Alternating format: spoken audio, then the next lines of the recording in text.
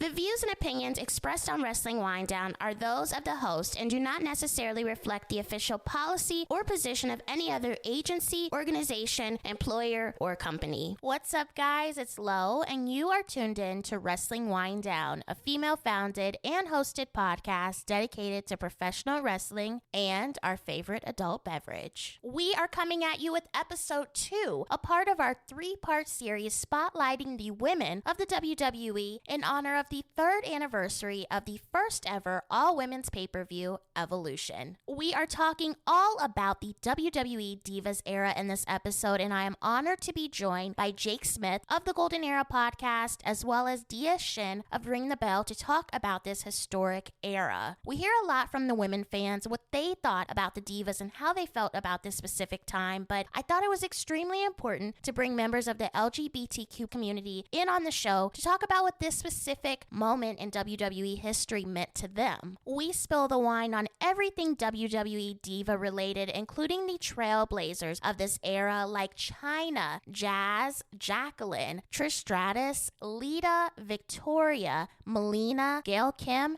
and many more, as well as the issues that the women faced during this time, including being oversexualized, being involved in lingerie matches, themed matches, and the lack of storyline development during this time. And we cannot forget about the synonymous titles that the women had, the WWF and the WWE Championship, as well as that butterfly WWE Divas title. So grab your glass of wine. We're going in for the 3 count.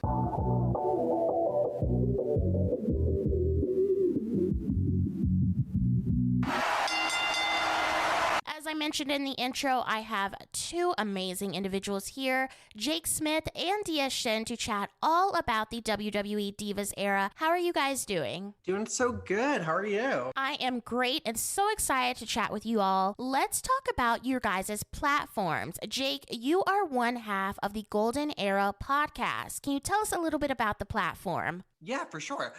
So the Golden Era podcast is kind of a culmination of like everything I've been pretty much obsessed with over the years. I've been involved with a lot of different wrestling media for the last almost 10 years now.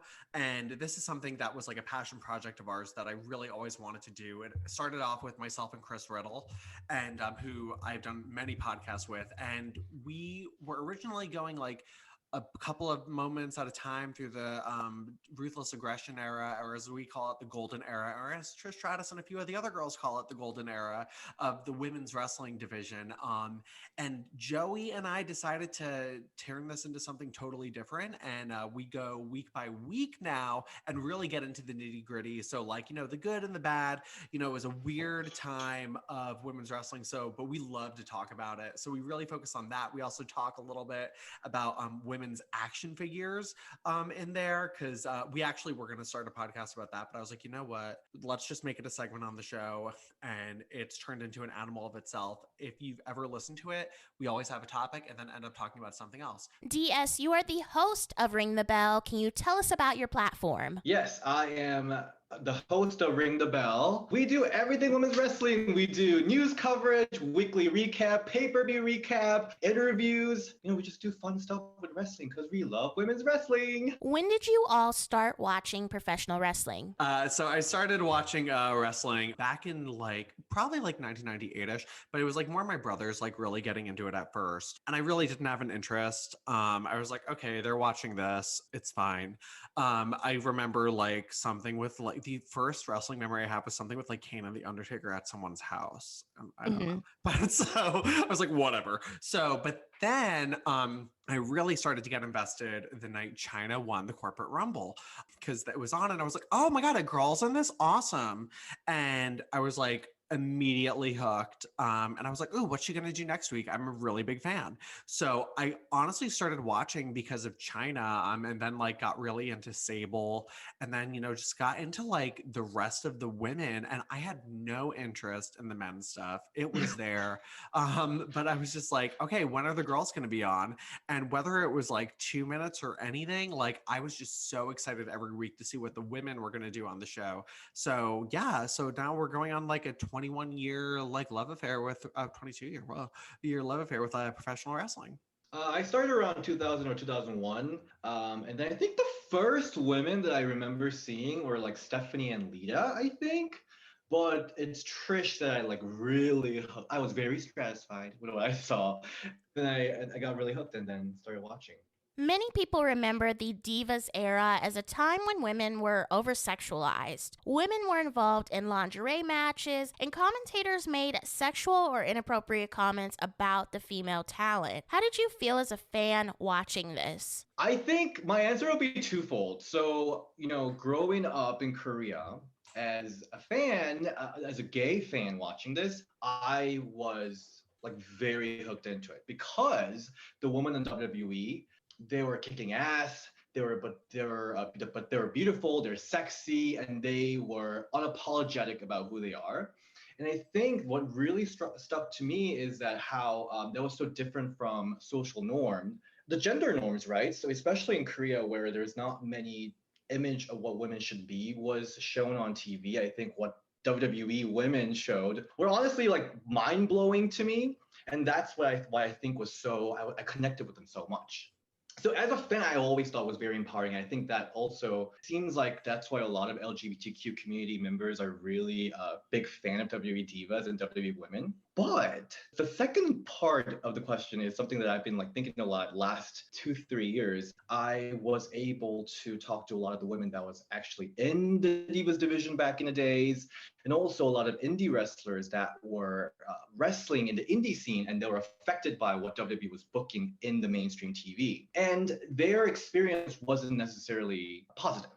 A lot of the women like Gail Kim, Lita, Trish, when I was talking to them about those gimmick matches, they were kind of they had to do it. It was, just part of their job. They weren't necessarily enjoying it. And a lot of the women that were in the indie scene, because WWE, the biggest company in the industry, was portraying women just in a certain way, they also was limited into certain ways of wrestling and presenting themselves on the indie scene. So I think there is definitely negative aspects to it for sure. And I think what's happening right now is I think it's a pendulum, and we're finding the balance because femininity is not like that.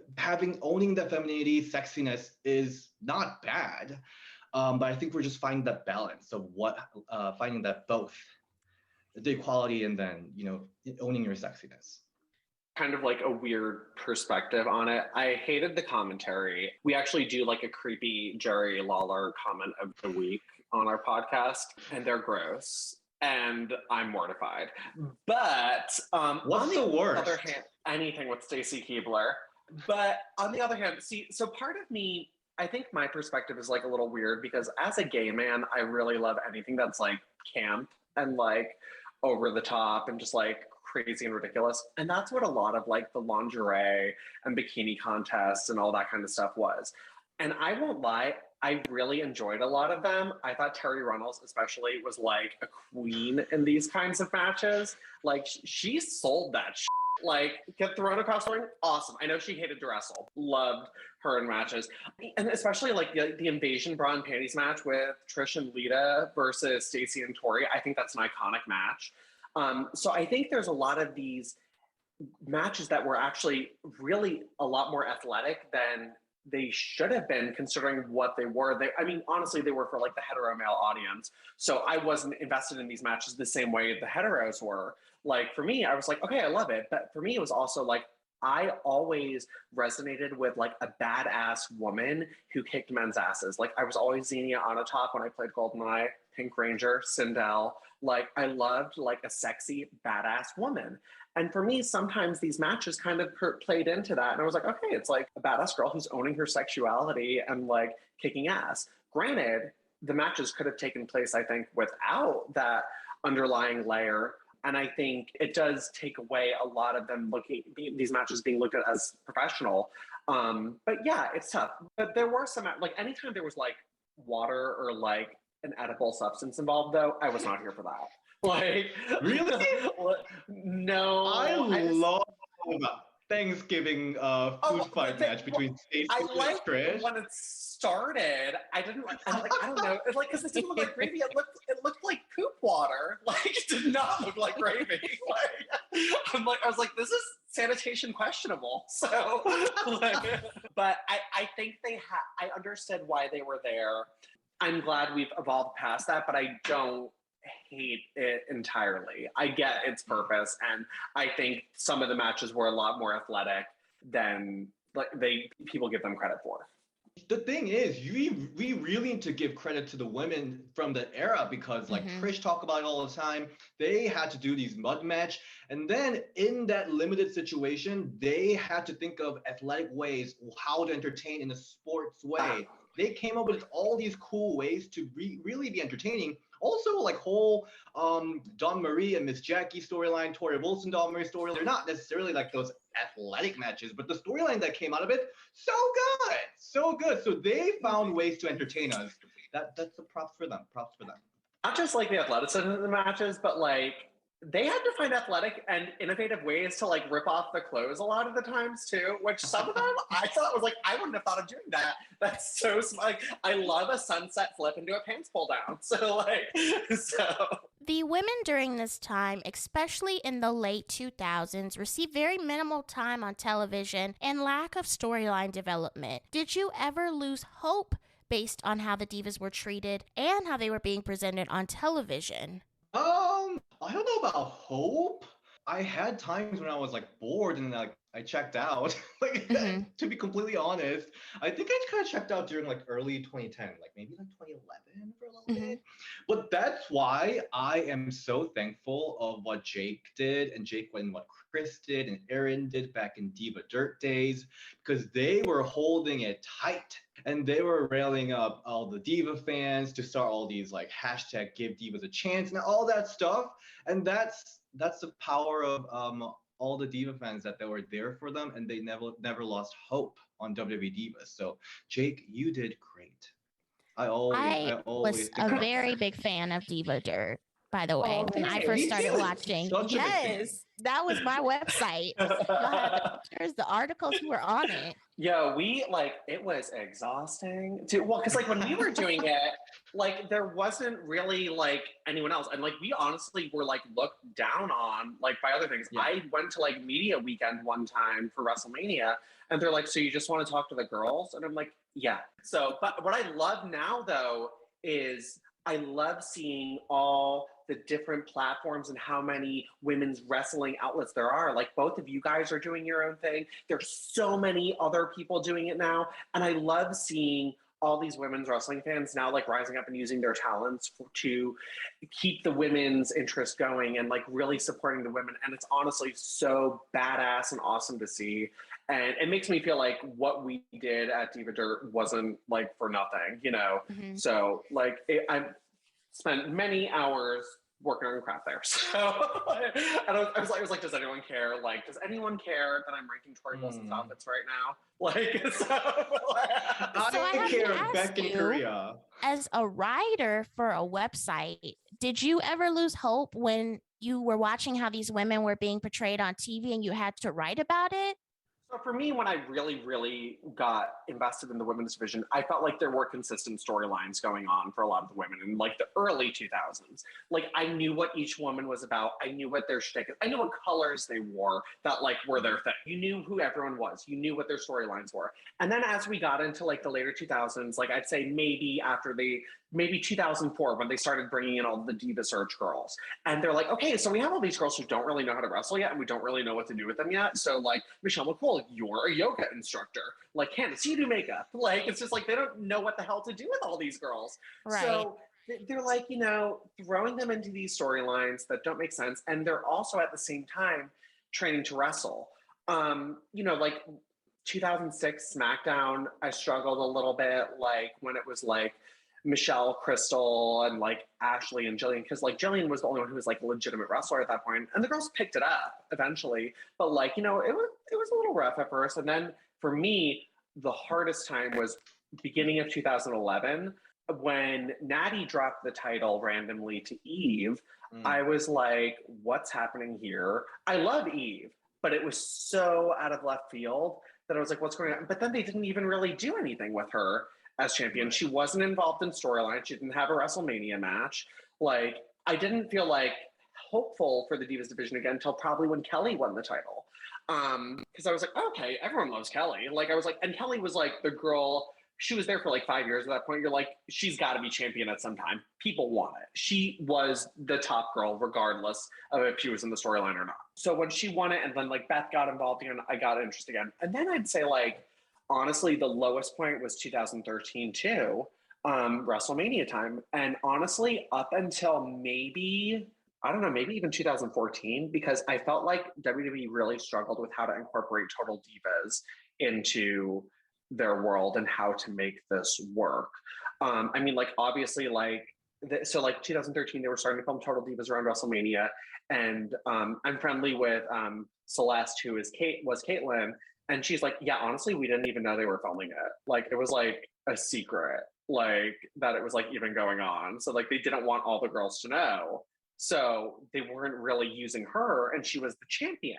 I was like, yeah, I was like, how come like you didn't accompany? Like, I thought like for sure they maybe make it a 6-person tag because she had the little thing with AJ, or like even run out, but they nothing. AJ was the only woman on the entire WrestleMania 29 show, and I was there, and I was very mad. So, and it was cold. So, so they like that time period though, it was just very tough. And as they tried to make Total Divas work, like all the girls were faces, Survivor Series was confusing. It was just, I felt like they didn't know what to do and how to make Total Divas a part of the program. And I felt like 2014, they started to find their footing, but it was a tough transitional time as a fan and a writer. There were many standouts during this Attitude Era and Divas Era of WWE who proved that they weren't just another pretty face. You guys mentioned a couple of them. You had Chyna, Jacqueline, Jazz, Gail Kim, Trish Stratus, Lita, Victoria, and a handful of others. Do you think that these women were ahead of their time? And how would they fare in today's WWE women's landscape?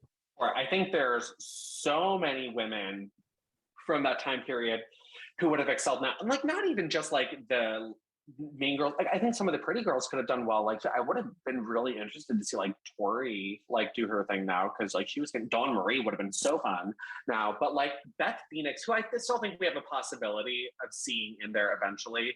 Again, well, we did see her briefly in like 2019, but I'd love to see her like get a singles run at some point. Her Rumble appearance last year was awesome.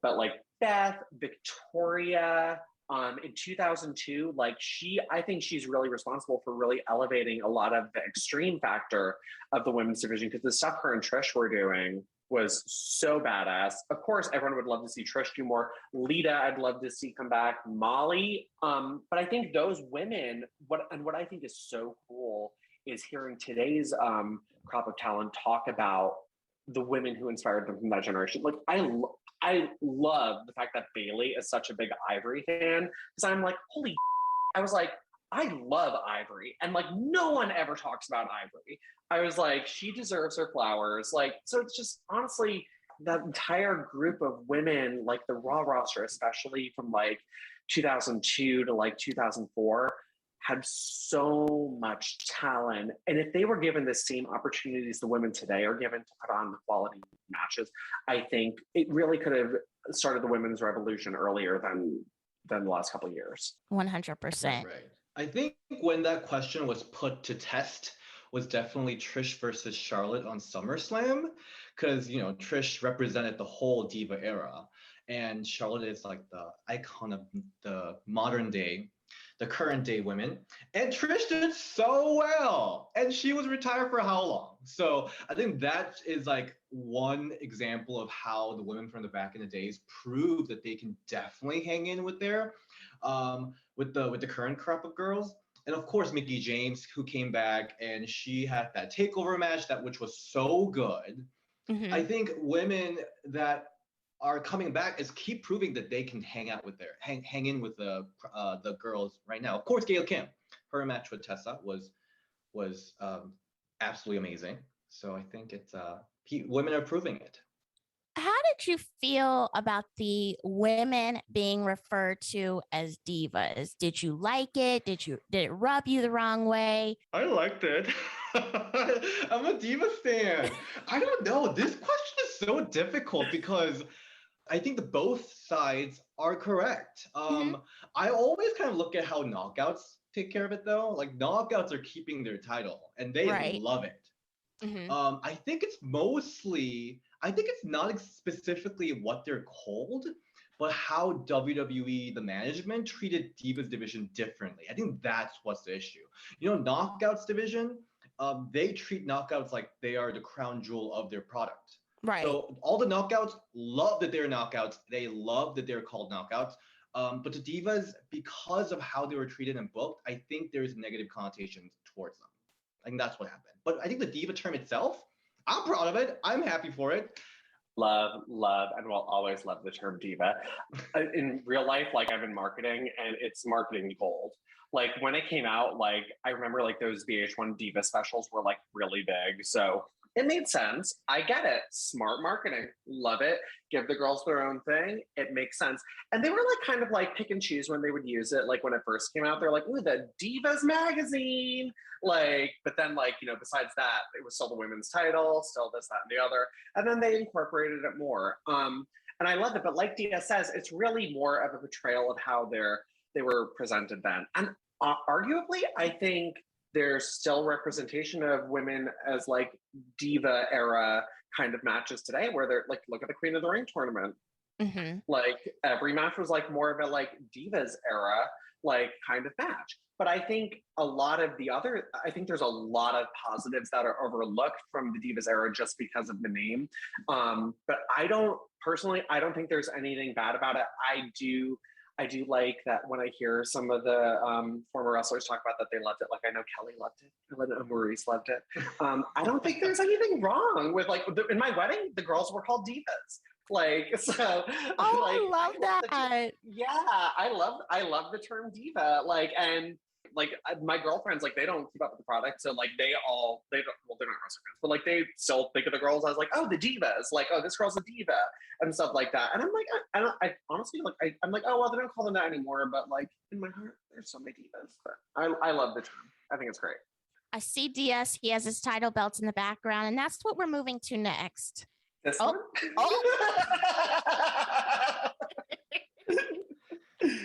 So WWE incorporated the infamous butterfly belt, referred to as the Divas Championship. And I remember when it came out, people were like, I hate this belt. It's so childish. Why is it there?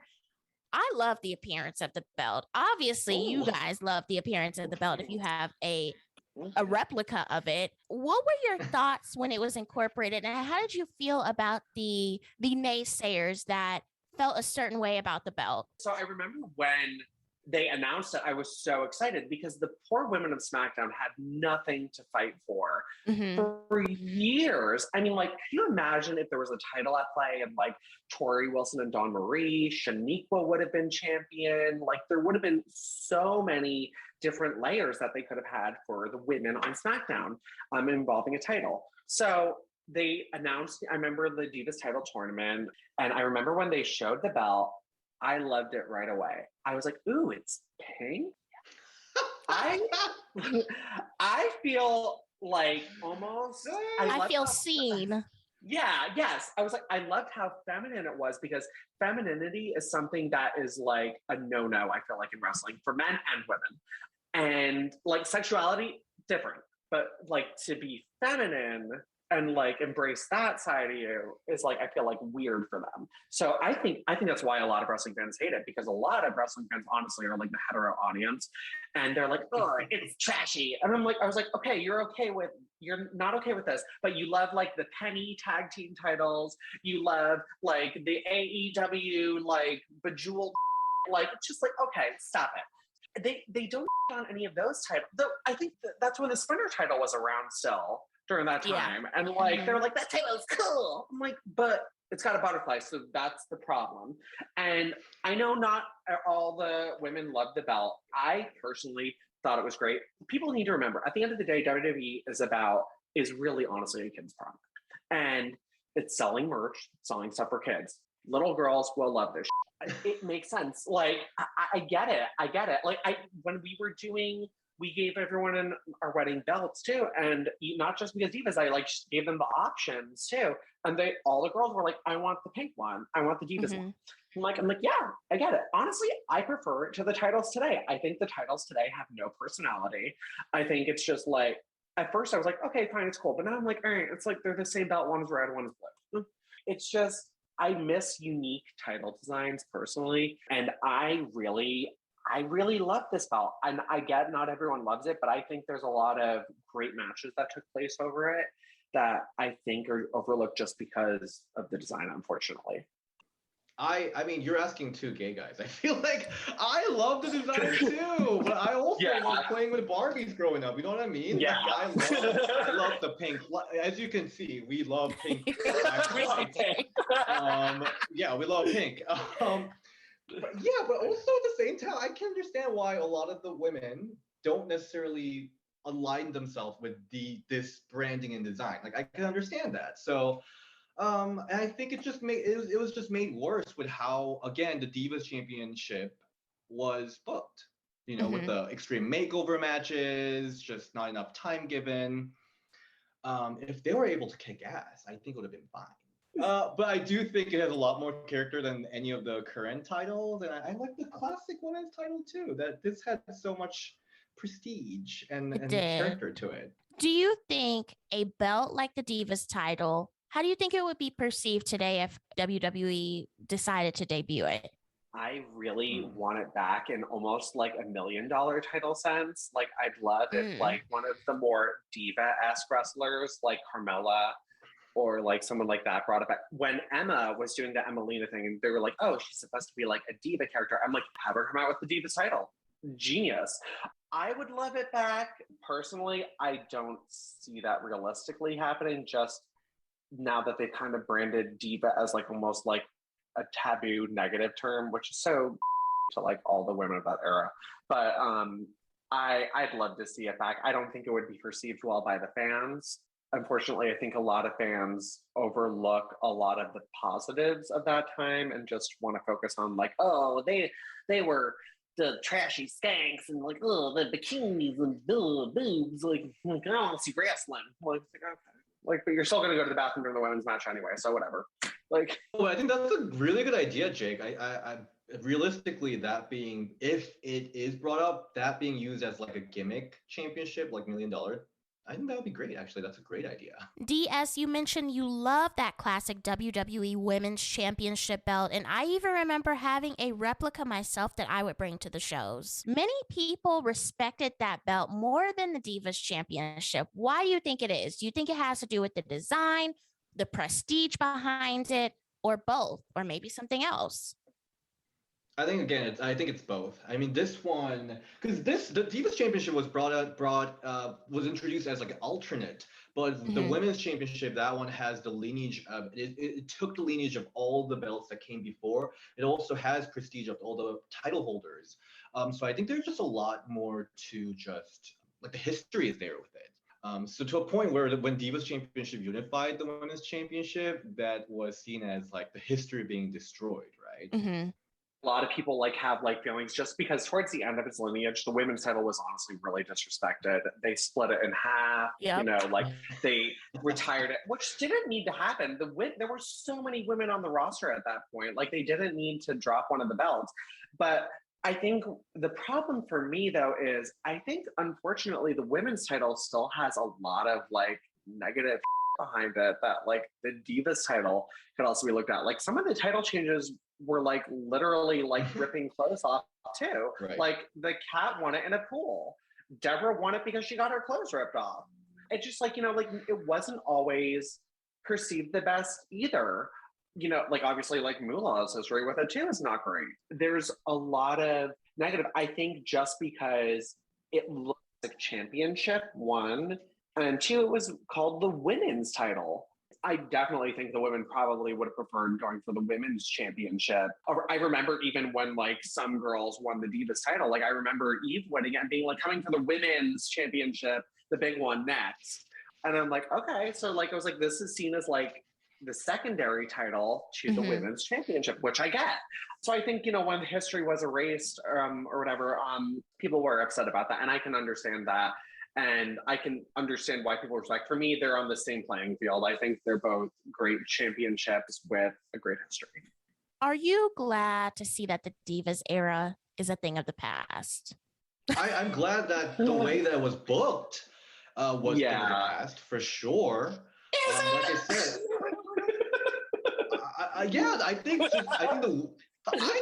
I think the women from back in the days, like Michelle McCool, Melina, they were so talented. I think they should all be so respected. But the way they were booked was just so disrespectful, and they were not given the fair chance. Agreed. Things I missed and things I don't miss. One thing I missed that might be a little controversial is I think there was somewhat better storytelling in the Divas era. I knew a lot of the times why people were feuding and fighting. I feel like today the match quality and the length of matches is a lot better overall. But a lot of the times I'm like, wait, why are they feuding? Wait, why is this person fighting this person? Wait, I don't understand. Like, I was like, they were just feuding with this other person. Wait, what's going on? The Divas era, like, you knew why, like Melina and Michelle were feuding. They feuded for months. Like, you knew why, like, Beth and Nikki were feuding.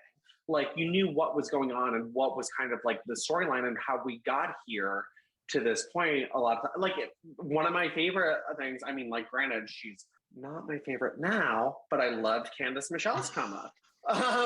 Like I was so into her chase for the title and watching her improve and watching her little feud with Melina. It was just fun to watch, and I felt like like she was bringing a lot of the elements Trish was bringing on in her early days, where like Trish was a model turned wrestler, and I loved watching that story progression. And now I don't think we have that. Like where we're not watching anyone really like come up, like, because the momentum has just stopped. Like Liv Morgan, I feel like is maybe the closest we have to that.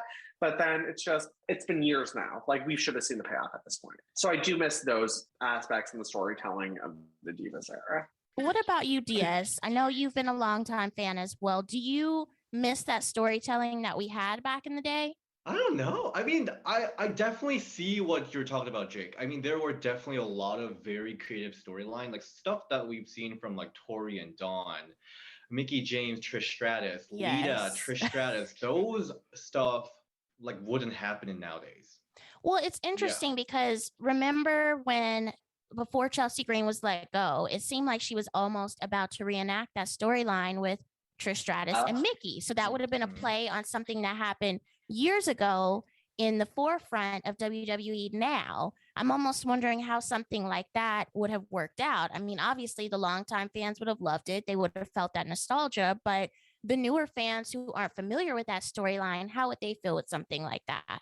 And incorporating the social media aspect and all the different things now would have been so cool. One thing I really love, I will be honest, my favorite thing right now with WWE is Naomi and Sonya, because it is, I feel like, the only actual feud. Becky and Bianca sort of have a feud too, but to be honest, the only thing I can really think of is like, okay, Becky won the title from her quick, but I'm like still like trying to beat Sasha's aspect in it I can get too. And like that's sort of a feud, but it's like a little blotchy. But like Naomi and Sonya have had every week a consistent segment that tells the story, getting us to where we need to be. And now I just want to see Naomi kick Sonya's ass. Like I'm like, oh damn, they've done such a good job telling this. And that I think is one thing that is missing from back in the day, because a lot of the women, even if it wasn't with another woman, like Stacey had storylines with the men, like there were things going on that told, I think, a better story overall. I feel like a lot of the women now are kind of like, and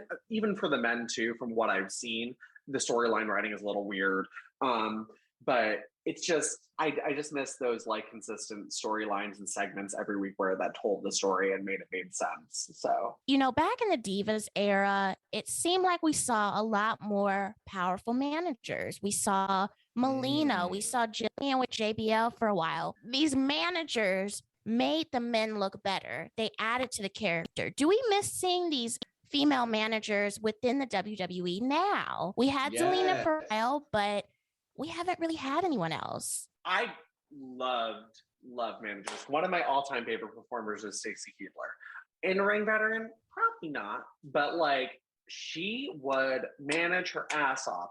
Her with the Dudleys was the only time I liked the Dudleys. Because like she would like get involved, like she would like play like her part. And like, I mean, like sometimes it was like weird where like they'd like spank her.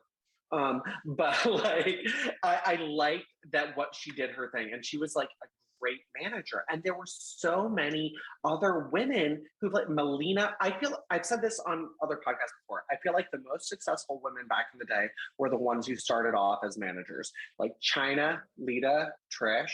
You know, like the women who had that opportunity to learn and develop and grow their characters, I think went on to a better career long term because you knew who they were. They had the opportunity to establish themselves with the men who honestly more people were probably paying attention to at that time. So when they would get involved in the ring and do their own thing, you were like, oh yeah, I like this person. Yeah, they were doing that before. So I think that's one thing that's really missing now. Zelina is one of my personal favorites just because we had that opportunity to get to know her more as a manager. And she was a manager who was hands-on, which I love. Like, I don't want an Amy Zidian manager who just stands there. Like, I want a manager who like does her part, attacks, has fun with it. So, but it's one thing that is essentially missing. I don't think everyone needs to be a manager. I'm sorry, don't needs to be a wrestler. I think it can lead to a, like, look at Lana. She was fine being a manager. She did not need to be a wrestler. But I think so here's the thing. I think the art of managing is just kind of like extinct lately, just in general, but also like previously I talked about like the balancing act. So like back in Divas Day, we were focusing a lot on the sexualization, femininity. So, you know, like women supporting men. So there's maybe a lot of the managers were flourishing, but now after women's revolution, we were focusing a lot on the athletic parts, the you know, so maybe they look down upon women that were managing. You know, that's maybe not the role that they were trying to push. So again, I think we are trying to find a balance in between. And hopefully that means we will see more managers and be fine with that, right? Thank you, DS and Jake, for joining me to discuss the WWE Divas Era, such an important part of the women's history within World Wrestling Entertainment. Where can the people keep up with you guys on social media? You can find me on Instagram, DS Shin, and on Twitter, Ring the Bell DS, and on YouTube, Ring the Bell. And you can see me and all our beautiful co-hosts talk about wrestling all the time. On Instagram at Jake, not Jacob Smith. And you can follow me on Twitter at Jake isn't Jacob. My name is not Jacob for those following along. And you can also check out Golden Era Podcast every week on all podcast platforms